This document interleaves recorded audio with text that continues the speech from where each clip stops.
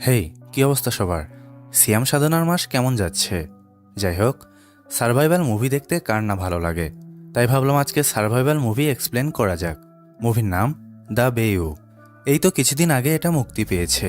2025 সালের সেরা survival movie বললেও ভুল হবে না। আমেরিকার লুজিয়া জলাশয়, যার আয়তন 5,600 কিলোমিটার। উত্তর আমেরিকার এই জলাশয়ে প্রায় 20 থেকে 30 লাখ কুমির বসবাস করে।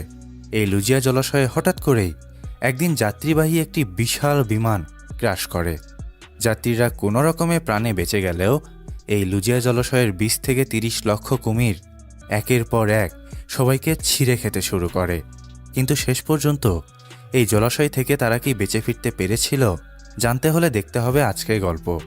তো চলুন আর দেরি না করে গল্প শুরু করা যাক। গল্পের দৃশ্যপট শুরু হয় লুজিয়া জলাশয় দেখিয়ে। এর পাশেই সাইপ্রাস বন রয়েছে।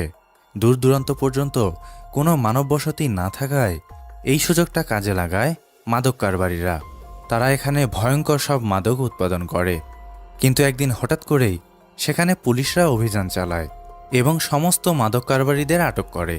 কিন্তু মাদক কারবারিরা আটক হওয়ার ঠিক আগ মুহূর্তে কিছু বিষাক্ত কেমিক্যাল লুজিয়া জলাশয়ে ছেড়ে দেয় এবং সেই কেমিক্যাল ধীরে ধীরে পুরো লুজিয়া জলভূমিতে ছড়িয়ে পড়ে। এই কেমিক্যাল এতটাই বিষাক্ত ছিল, যখন লুজিয়া জলাশয়ের লাখ লাখ কুমির এই বিষাক্ত কেমিক্যালের সংস্পর্শে আসে, তখন তাদের দেহের আকার পরিবর্তন হতে শুরু করে। তাদের দেহের আকারের চাইতে তারা অনেক বড় হয়ে যায়। দৃশ্যপট পরিবর্তন হলে আমরা কেলি নামের এক মেয়েকে দেখতে পাই, যে বায়োলজি ক্লাস করছিল, যেখানে বন্যপ্রাণী সম্পর্কে অধ্যাপক ধারণা দিচ্ছিল। কেলি ক্লাস শেষ করে তার বন্ধু অ্যালিসার সঙ্গে দেখা করে। অ্যালিসা একটি ভ্রমণের প্ল্যান করেছিল, তাই কেলিকে রিসিভ করতেই সে এখানে এসেছিল। কেলি সবসময় মনমরা হয়ে থাকত, কারণ কিছুদিন আগেই তার ভাই মারা গেছে। ভাইয়ের মৃত্যু সে কোনোভাবেই মেনে নিতে পারছিল না। এজন্য সবসময় সে মন খারাপ করে থাকত। কেলিকে আনন্দ দিতেই এলিসা এই ভ্রমণের প্ল্যান করেছিল। তাদের সঙ্গে আরও দুজন কাপল যাচ্ছিল, যাদের নাম স্যাম ও মালিকা। এলিসা কেলিকে নিয়ে তাদের গন্তব্যে রওনা দেয়। রাতে তারা একটি হোটেলে ওঠে, যেখানে সবাই অনেক আনন্দ করছিল। কিন্তু কেলি এখানে মনমরা হয়েছিল। সে তার একমাত্র ভাইয়ের ভিডিও দেখছিল আর কাঁদছিল। তার ভাই কিভাবে মারা গিয়েছিল সেটা আমরা একটু পরেই জানতে পারবো। যাই হোক, পরের দিন সকালবেলা তারা হোটেল থেকে বের হয়ে একটি তেলের পাম্পে আসে, কারণ গাড়ির তেল শেষ হয়ে গিয়েছিল। এখানে কেলি খবরের কাগজে কুমিরের ভয়ানক কিছু রিপোর্ট পড়ছিল এবং পাশেই এক বৃদ্ধ লোক কুমিরের সেই নিউজটা পড়ে অনেক হাসছিল এবং হাসতে হাসতে কেলিকে বলছিল, হা হা হা, সাবধান, পানির দিকে যেও না, পানি এড়িয়ে চলো। কেলি ওই বৃদ্ধ লোকটির কথা কিছুই বুঝতে পারে না। সে মনে করে বৃদ্ধ লোকটির মাথায় হয়তো সমস্যা আছে। এরপর দেখা যায় তারা গাড়িতে তেল নেয়ার পর একটি প্রাইভেট প্লেন ভাড়া করার জন্য আসে, যে প্লেনে করে তারা উপর থেকে লুজিয়া জলভূমির সৌন্দর্য উপভোগ করবে এবং ফার্স্ট টাইম তারা এই অভিজ্ঞতা নিতে চলেছিল। এখানে প্লেনের পাইলটের নাম ছিল ফ্রাঙ্ক। তার আচার ব্যবহার দেখে মনে হচ্ছিল সে অত্যন্ত দায়িত্বহীন এবং সব সময় নেশার ঘরে থাকত। কেলি ও অ্যালিসা যে জলভূমি ভ্রমণ করার জন্য প্লেন ভাড়া করতে এসেছিল, তাদের মতো ঠিক আরও অনেকেই প্লেন ভাড়া করতে ফ্রাঙ্কের কাছে এসেছিল। এখানে ব্যবসায়ী থেকে শুরু করে কাপল সবাই ছিল। প্লেনের পাইলট ফ্রাঙ্ক সবার সঙ্গে মতবিনিময় করে একসঙ্গে সবাইকে সাথে নিয়ে কো পাইলটকে নিয়ে লুজিয়া জলভূমির উদ্দেশ্যে বেরিয়ে পড়ে। প্লেনে করে যাওয়ার সময় একজন ব্যবসায়ী অনবরত ফোনে কথা বলে যাচ্ছিল। কেলি ওই ব্যবসায়ীকে ফোনে কথা বলতে নিষেধ করলে সে কেলির কথার কোনো গুরুত্ব দেয় না। একইভাবে স্যামও বাকি সবাই ওই ব্যবসায়ীকে ফোনে কথা বলতে নিষেধ করলে ব্যবসায়ী কাউকেই পাত্তা দেয় না। প্লেনের সবাই প্রচণ্ড রেগে যায়। ওই ব্যবসায়ীর কাছ থেকে সবাই মোবাইল ছিনিয়ে নিতে লাগলে তাদের ধস্তাধস্তিতে প্লেনের ব্যালেন্স নষ্ট হয়ে যায় এবং বিমানটি ভারসাম্য হারিয়ে লুজিয়া জলাশয়ে বিধ্বস্ত হয়। বিমানটি পানিতে বিধ্বস্ত হওয়ায় কারোরই তেমন কোনো ক্ষতি হয় না, কিন্তু প্লেনের পাইলট ও কোপাইলটকে সেখানে খুঁজে পাওয়া যায় না। আশেপাশে অনেক খোঁজার পরেও তাদেরকে খুঁজে পাওয়া যায় না। কেলি ও বাকি সবাই এমন এক জায়গায় ফেঁসে গিয়েছিল, এখানে তাদেরকে সাহায্য করার মতো কেউ আসবে না। আশেপাশে দূর দূরান্ত পর্যন্ত কোনো মানব বসতিও নেই, তাদের সঙ্গে কোনো খাবারও ছিল না। সবাই অনেক চিন্তায় পড়ে যায়। তারা এমন এক প্লেনে করে রাইড নিয়েছিল যে প্লেনের কোনো ব্ল্যাক বক্স নেই, অর্থাৎ তারা যে এখানে আটকা পড়েছে এটা রেস্কিউ টিম কখনোই জানতে পারবে না। কেলি আরও বলে, আমরা এখন যেখানে ফেসে গেছি এটা লুজিয়া জলাশয়, এখান থেকে বেঁচে ফেরার সম্ভাবনা 0%। কেলি এসব কথা বলার সময় প্লেনের পাইলট ফ্রাঙ্ক পানি থেকে উঠে আসে, অর্থাৎ সে এখনও বেঁচে ছিল। ফ্রাঙ্ককে দেখে সবাই কিছুটা স্বস্তি বোধ করে, কারণ ফ্রাঙ্কের আশেপাশের জায়গার বিষয়ে কিছুটা ধারণা ছিল। ফ্রাঙ্ক বলে, এখান থেকে আমাদের 40 কিলোমিটার দক্ষিণে যেতে হবে, তাহলে আমরা কোনো সেফ জায়গা পেতে পারি। ওখান থেকে আমরা রেস্কিউ টিমকে কন্ট্যাক্ট করতে পারি। ফ্রাঙ্কের আইডিয়া সবার অনেক পছন্দ হলেও প্রথমে তাদের খাবার জোগাড় করতে হবে এবং প্রতিদিন একটু একটু করে তাদের গন্তব্যে এগিয়ে যেতে হবে, কারণ খাবার ব্যবস্থা না করতে পারলে একটানা 40 কিলোমিটার তারা হাঁটতে পারবে না। সবাই প্ল্যানিং অনুযায়ী জঙ্গলে কিছু খাবার খুঁজতে যায়, যেখানে অ্যালিসা জঙ্গলের মধ্যে প্রবেশের পর এক জায়গায় অনেকগুলো কুমিরের ডিম দেখতে পায়।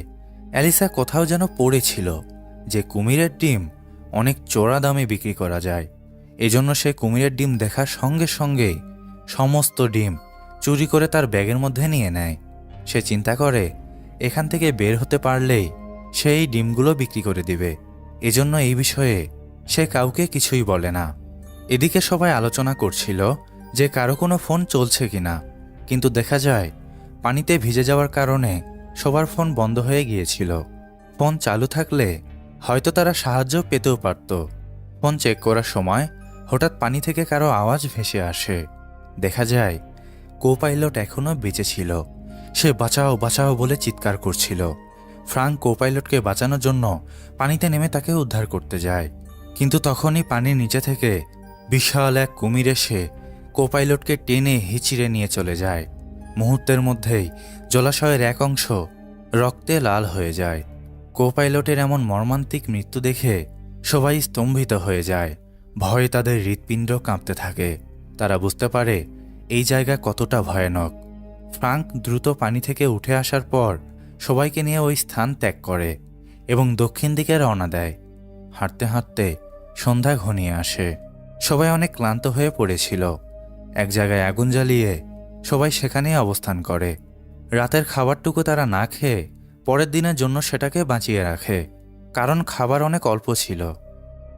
এখানে আলোচনার মাধ্যমে তারা সিদ্ধান্ত নেয় কাইলিকে তারা লিডার বানাবে, কারণ বিভিন্ন জীবজন্তুর বিষয়ে তার অনেক ধারণা ছিল, কারণ সে বায়োলজি স্টুডেন্ট ছিল। সবাই এই সিদ্ধান্তে রাজি হলেও মালিকা রাজি হয় না, কারণ সে চাচ্ছিল না সবাই কেলিকে এত দাম দিক। কেলি এখানে সবার জন্য কিছু অ্যাডভাইস দেয়। সে বলে, জঙ্গলে অনেক ধরনের খাবার থাকলেও কিছু বিষাক্ত ফলও রয়েছে, তাই কোনো কিছু খাবার আগে আমাকে জিজ্ঞাসা করবে, নয়তো তোমাদের প্রাণও চলে যেতে পারে। কেলি জঙ্গলে সার্ভাইভ করার জন্য আরও কিছু গুরুত্বপূর্ণ বিষয় সবার সাথে শেয়ার করে। সবাই ভালোভাবে সেগুলো শোনার পর যার যার মতো ঘুমাতে চলে যায়, কিন্তু রবিন স্মোকিং করার জন্য সেখান থেকে জঙ্গলের কিছুটা ভেতরে চলে যায়। কিন্তু স্মোক করার আগেই হিংস্র এক কুমির এসে তাকে টেনে নিয়ে যায়। পরের দিন সকালবেলা সবার ঘুম ভাঙার পর আশেপাশে রবিনকে খুঁজে না পেলে তারা জঙ্গলের মধ্যে তাকে খুঁজতে যায়, কিন্তু কিছু দূর আসার পরেই তারা দেখতে পায় রবিনের খণ্ড বিখণ্ড দেহ পড়ে আছে। রবিনের বীভৎস লাশ দেখে সবাই অনেক ভয় পেয়ে যায়। ফ্রাঙ্ক সবার উদ্দেশ্যে বলে, কিছুদিন আগে আমরা একটি নিউজ শুনেছিলাম, সেখানে কুমিরের আকৃতির বিষয়ে বলা হয়েছিল। রবিনের লাশ দেখে মনে হচ্ছে কুমিরগুলো হয়তো সত্যি বিশাল আকৃতির হয়ে গেছে। ফ্রাঙ্কের মুখ থেকে এসব কথা শোনার পর সবাই অনেক ভয় পেয়ে যায়। কেলি বলে, আমাদের জলদি এখান থেকে যেতে হবে, কোনো নিরাপদ স্থান খুঁজতে হবে, নয়তো আমরা কেউই বাঁচতে পারবো না। সবাই জলদি ওই স্থান ত্যাগ করে এবং দক্ষিণ দিশার দিকে কিছুক্ষণ হাঁটার পর তারা কিছুটা দূরেই একটি কটেজ দেখতে পায়। কটেজ বলতে খড়কুটো ও কাঠ দিয়ে তৈরিকৃত একটি রুম। যাই হোক, জঙ্গলের মধ্যে কটেজ দেখে সবাই মনে করে এখানে হয়তো কেউ বসবাস করে, ওখানে গেলেই হয়তো সাহায্য পাওয়া যাবে। এসব ভেবে তারা কটেজের দিকে এগিয়ে যেতে শুরু করে। ধীরে ধীরে তারা কটেজের দিকে এগিয়ে যাচ্ছিল, কিন্তু হঠাৎ করেই কোথা থেকে যেন অনেকগুলো কুমির তাদের উপর আক্রমণ করে দেয় এবং সোনিয়া নামের এক মহিলাকে নিমিষের মধ্যেই খেয়ে ফেলে। ভয়ঙ্কর সব দৃশ্য দেখে সবাই যার যার জীবন বাঁচানোর জন্য সেই কটেজের দিকে দৌড়াতে শুরু করে। দৌড়াতে দৌড়াতে কোনো রকমে তারা কটেজের সেই রুমের মধ্যে পৌঁছাতে পারলেও জয়ীর পায়ে কুমির আক্রমণ করে দেয়। কিন্তু শেষ পর্যন্ত জয়ীকে কুমিরের হাত থেকে তারা বাঁচিয়ে নেয়। জয়ীর পা অনেক খারাপভাবে আহত হয়েছিল, সেখান থেকে প্রচুর রক্তক্ষরণ হচ্ছিল। কেলি এক্সট্রা কাপড়ের সাহায্যে জয়ীর পা ভালোভাবে ব্যান্ডেজ করে দেয়। বাইরে কটেজের চারপাশে হিংস্র কুমিরগুলো ঘোরাফেরা করছিল। সামান্যতম সুযোগ পেলেই তারা আক্রমণ করবে। এইরকম অবস্থায় তারা কি করবে কিছুই বুঝে উঠতে পারছিল না। এসব ঘটনার মধ্যে কেলির অতীতের একটি ঘটনা তার মনে পড়ে। এখানে আমাদের সামনে তুলে ধরা হয় তার ভাই কিভাবে মারা গিয়েছিল। কেলি তার ভাইকে নিয়ে একটি দোকানে কিছু পণ্য কিনতে গিয়েছিল, কিন্তু ওই দোকানে কিছু ছিনতাইকারী চলে আসে এবং দোকান ছিনতাই করার জন্য তারা একটি ছোট্ট বাচ্চাকে বন্দি করে। কেলির ভাই যখন ওই বাচ্চাকে বাঁচাতে যায়, তখন ছিনতাইকারীর সঙ্গে ধস্তাধস্তির সময় বন্দুক থেকে গুলি বের হয়ে তার ভাই মারা যায় এবং সেই মর্মান্তিক ঘটনা কেলি আজও ভুলতে পারেনি। তার ভাইয়ের মৃত্যুর জন্য সে নিজেকেই দায়ী মনে করে, কারণ সেদিন যদি কেলি শপিং করতে না যেত তাহলে হয়তো তার ভাই আজকে বেঁচে থাকত। কেলির অতীতের ঘটনা দেখানোর পর বর্তমান দৃশ্যে আমরা দেখতে পাই স্যাম একটি ম্যাপ কেলির কাছে নিয়ে আসে। এই ছোট্ট ম্যাপটি সেই রুমেই পেয়েছে। ম্যাপে একটি জায়গায় ঘন কালির সাহায্যে মার্ক করা ছিল। হতে পারে মার্ক করা সেই জায়গায় পৌঁছাতে পারলেই তারা সাহায্য পেতে পারে। এজন্য তারা সিদ্ধান্ত নেয় এখান থেকে তারা যেভাবেই হোক মার্ক করা সেই জায়গায় পৌঁছাবে। কিন্তু ম্যাপে মার্ক করা সেই জায়গায় পৌঁছাতে হলে তাদের একটি নদী অতিক্রম করতে হবে এবং এই জার্নি মোটেও সহজ হবে না। স্যাম ও কেলি ম্যাপ নিয়ে আলোচনা করার সময় মালিকা চিৎকার করে কেলিকে গালিগালাজ করতে শুরু করে। মালিকা বলে, এসব কিছু তোমার জন্য হয়েছে, তোমার জন্যই আমরা এখানে ফেঁসে গিয়েছি। তোমার ভাইয়ের অস্থি বিসর্জন দিতে এই প্ল্যান আমরা করেছিলাম, কিন্তু তুমি অশুভ, সবার মৃত্যুর জন্য তুমি দায়ী। কেলি মালিকার কথার কোনো গুরুত্ব দেয় না, কারণ সে জানত মালিকার সাথে কথার লড়াই করে কোনো লাভ নেই। তারা একে অপরকে যদি এভাবে দোষ দিতে শুরু করে তাহলে তারা কেউই এখান থেকে বেঁচে ফিরতে পারবে না। নিজেদের মধ্যে লড়াই না করে যে কোনো উপায়ে এখান থেকে বের হতে হবে। কেলি অনেক বুদ্ধিমান ছিল, সবাই তাকে টিম লিডার হিসেবে মেনে নেয়, শুধু মালিকা বাদে। কিন্তু একজনের সিদ্ধান্তে কী বা যায় আসে। এরপর দেখা যায় তারা সেই ম্যাপটাকে ফলো করে জীবনে ঝুঁকি নিয়েই ওই রুম থেকে বের হয় এবং ধীরে ধীরে সামনের দিকে এগিয়ে যায়। জয়ীর অবস্থা অনেক খারাপ হয়ে পড়েছিল। পা থেকে অতিরিক্ত রক্তক্ষরণ হওয়ায় সে ঠিকমতো হাঁটতে পারছিল না। সবাই জয়ীকে সাহায্য করে কোনো রকমে তাকে নিয়ে নদীর কিনারা পর্যন্ত পৌঁছে যায় এবং একসাথে সবাই একটি রাফট বানানোর কাজে লেগে পড়ে। রাফটের সাহায্যে তারা নদী পার হওয়ার সিদ্ধান্ত নেয়। আশেপাশের খড়কুটো ও গাছের ডালপালার সাহায্যে তারা একটি রাফট বানাতে সক্ষম হয়। রাফট বানানো সম্পূর্ণ হলে তারা রাফট নিয়ে রওনা দেয়, কিন্তু জয়ী এখানে সবাইকে বাঁচানোর জন্য নিজের জীবন বিসর্জন দেয়। শত শত কুমির রাফটের উপর আক্রমণ করতে আসলে জয়ী রাফট থেকে নেমে পড়ে এবং নিমিষের মধ্যেই কুমিররা তাকে টেনে নিয়ে চলে যায়। জয়ীর মৃত্যুতে সবাই ভীষণ ভেঙে পড়ে, কিন্তু একজনের জন্য সবার জীবন তো আর থেমে থাকবে না। এই জন্য রাফট চালিয়ে তারা ম্যাপ অনুযায়ী সেই মার্ক করা জায়গায় পৌঁছে যায়। এটা মূলত সেই জায়গা ছিল যেটা মাদক কারবারিদের আড্ডাখানা ছিল। ভয়ানক সব মাদক এখান থেকে তৈরি হতো। গল্পের শুরুতেই পুলিশ যেখানে অভিযান চালিয়েছিল এটা সেই জায়গা ছিল। যাই হোক, বাড়ির ভেতরে প্রবেশের পর তারা দুই টিমে বিভক্ত হয়ে যায় এবং এখানে তাদের কাজে আসবে এইরকম কোনো কিছু খুঁজে পাওয়া যায় কি না সেসব খুঁজতে শুরু করে। ফ্রাঙ্ক এখানে মালিকার সাথে হঠাৎ করেই অনেক খারাপ আচরণ করতে শুরু করে। ফ্রাঙ্ক বলে, তোমার মতো মেয়েদের আমি খুব ভালো করে চিনি। তোমরা নিজেদের খুশির জন্য অন্য আরেকজনের জীবন নিতেও দ্বিধাবোধ করো না। ফ্রাঙ্ক এসব বলে মালিকাকে মারতে শুরু করে এবং তাকে ধাক্কা দিয়ে সিঁড়ি থেকে নিচে ফেলে দেওয়ার চেষ্টা করে। মালিকা বাঁচাও বাঁচাও বলে চিৎকার করতে লাগলে কেলি ও স্যামরা মালিকার আওয়াজ শুনতে পায়, কিন্তু তারা মালিকের দিকে আসতে লাগলে সামনে আহত অবস্থায় তারা এক ছেলেকে দেখতে পায়। ছেলেটি কেলিদের বলছিল, তাড়াতাড়ি এখান থেকে চলে যাও। এসব বলেই ছেলেটি মারা যায়। এদিকে ফ্রাঙ্ক মালিকাকে মারার আগেই কোথা থেকে যেন এক হিংস্র কুমির এসে ফ্রাঙ্কের উপর আক্রমণ করে দেয় এবং তাকে টেনে নিয়ে চলে যায়। কেলি ও স্যামরা এসে মালিকাকে উদ্ধার করে। মালিকাকে উদ্ধার করার পর তারা সেখানে কন্ট্রোল রুমের দিকে এগিয়ে যেতে শুরু করে। কন্ট্রোল রুমে পৌঁছাতে পারলেই তারা এখান থেকে সাহায্য চাইতে পারবে। কেলি ও বাকি সবাই ধীরে ধীরে কন্ট্রোল রুমে পৌঁছাতে পারলেও স্যাম শেষ পর্যন্ত পৌঁছাতে পারে না। ভয়ানক এক হিংস্র কুমির মুহূর্তের মধ্যেই তাকে খণ্ড বিখণ্ড করে ফেলে। মালিকা চিৎকার করে স্যামের জন্য কাঁদতে থাকে। কেলি কন্ট্রোল রুমে পৌঁছানোর সঙ্গে সঙ্গেই রেডিওর সাহায্যে রেস্কিউ টিমের সাথে যোগাযোগ করতে সক্ষম হয় এবং তাদের অবস্থান পরিষ্কার করে। কেলি ও বাকি সবাই রেস্কিউ টিমের সাথে যোগাযোগ করার পর যখনই ওই রুম থেকে বের হতে যাবে তখনই বিশাল এক সাইজের কুমির তাদের সামনে চলে আসে। এটাই সবচাইতে বড় এবং দানবাকৃতির কুমির ছিল। দানবাকৃতির কুমির দেখে সবার অবস্থা খারাপ হয়ে যায়। অ্যালিসা মনে করে নিশ্চয়ই এই কুমির তার ডিমগুলো নিতে এসেছে, যে ডিমগুলো সে চুরি করেছিল।